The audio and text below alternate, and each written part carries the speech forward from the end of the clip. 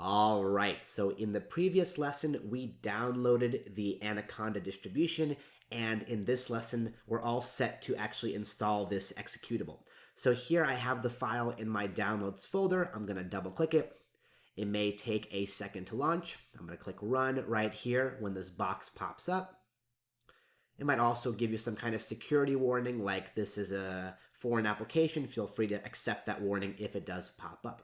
Okay, welcome to Anaconda 3, the 2020 version. You may have a greater version. This will guide you through the installation of Anaconda 3.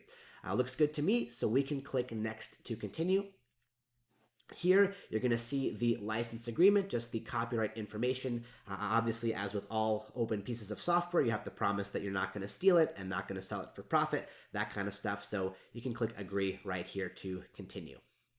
All right, here you're going to have a choice on whether you want to install Anaconda just for yourself or for all users on the computer. The easiest option is to just install it for yourself. That's a local installation that does not require admin privileges. So I would stick with this option if you're unsure here. This is the simpler one. Afterwards, you can click Next. Here it's going to give you the destination folder or the installation folder where it's actually going to put the installation of Anaconda. I'm guessing for most users, this is actually going to be on their C drive. For me, this is going to be on the D drive since I'm actually running this fake or virtual Windows machine through AWS. But whatever is here is fine. You can stick with the default location installation directory unless you prefer to have your software in a specific folder on your computer. But whatever is here should be fine. You can click Next. All right, here you're going to have two options. One is to add Anaconda 3 to my MyPath environment variable. That relates to being able to find Anaconda from any directory in your command prompt, which is a special utility program in your Windows computer that allows you to issue text commands to your computer. This is something that we really had to worry about a couple years ago, back when Anaconda didn't have so much of a cohesive integration or an exclusive program that allowed you to work with it with text-based commands. Now Anaconda works a little bit differently, so you can leave this option unchecked. I understand that that may be kind of a tricky or a murky explanation, but you don't have to worry about this in today's installation of Anaconda. And here you also have an option to register Anaconda as your default version of Python 3.7. So if you're a Python developer that has alternate installations of Python on your computer, this may be something you want to uncheck. If you're learning pandas and Python for the first time and you don't really care, it's totally fine to leave this checked. All right, so I'm going to leave it checked and I'm going to press install. So usually at this point, a lot of instructors I watch videos from tend to fast forward through the installation screen because it's just a bunch of minutes of the kind of output from the installation. I prefer to leave it for you here just so you kind of understand that I feel the pain of the installation, that it's going to take a couple minutes, and just so you kind of have a reassurance that these things don't take 10 seconds of fast forwarding. They actually take a couple of minutes, and it's totally fine if your computer takes a little while to set up Anaconda. I want to make sure you see the entire process from start to finish with as much detail as possible. So I'm going to be quiet for a little bit. I'm going to let this installation run, and then I'll rejoin you when this is done running, and that should be around the time that your installation is done running as well. So I'll see you in a few.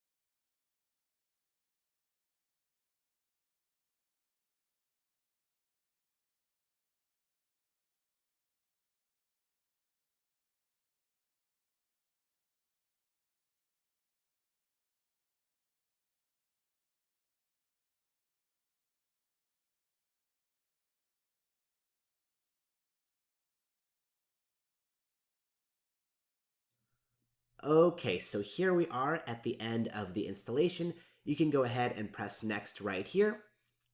Here, it's going to give you a quick preview of PyCharm. PyCharm is just a integrated development environment, basically a fancy code editor that is developed by a company called JetBrains. You don't have to worry about this. This is just marketing.